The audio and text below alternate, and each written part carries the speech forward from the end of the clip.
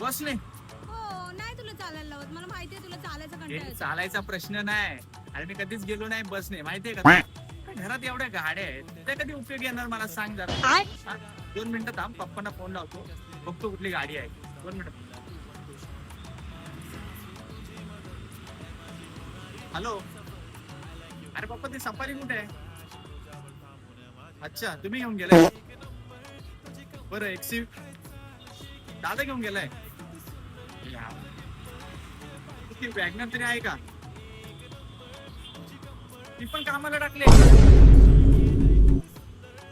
अरे सगळ्या गाड्या ह्याना त्यानं देऊन बसल्या तर मी कसा फिरणार मला सांगा.